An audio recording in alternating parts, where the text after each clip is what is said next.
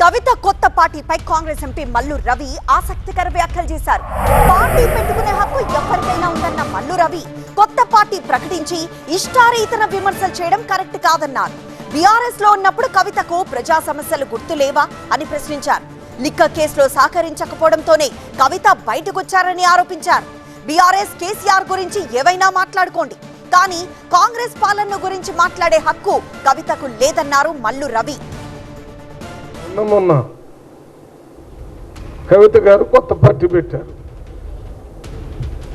కవిత గారు కొత్త పార్టీ పెట్టే హక్కు ఆమెకి సంపూర్ణంగా ఉంది, పెట్టుకోవచ్చు. బీఆర్ఎస్ పార్టీ టీఆర్ఎస్ పార్టీలో కీలక స్థానంలో 10 సంవత్సరాలు ఉండి బీఆర్ఎస్ పార్టీలో ఉన్నప్పుడు పార్లమెంటు సభ్యురాలుగా పనిచేసి ఓడిపోయిన తర్వాత అదే బీఆర్ఎస్ పార్టీ ముఖ్యమంత్రి గారు వారిని ఎమ్మెల్సీగా చేస్తే ఎమ్మెల్సీగా కూడా పనిచేసి లిక్కర్ కేసులో అరెస్ట్ అయ్యి జైలుకు పోయినప్పుడు బీఆర్ఎస్ వారు మీతో సరిగా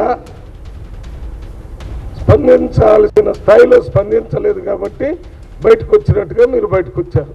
అంటే అప్పటి వరకు మీరు కూడా బీఆర్ఎస్ పార్టీలో జరుగుతున్న అన్ని కార్యక్రమాలకు కూడా మీరే బాధ్యులు కదా. మీ కొత్త పార్టీ పెట్టిన సందర్భంగా కాంగ్రెస్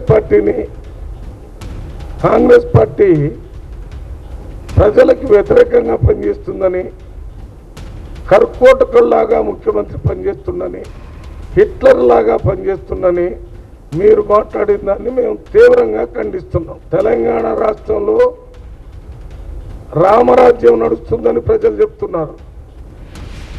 రామరాజ్యం అంటే ప్రజలే పాలకులు,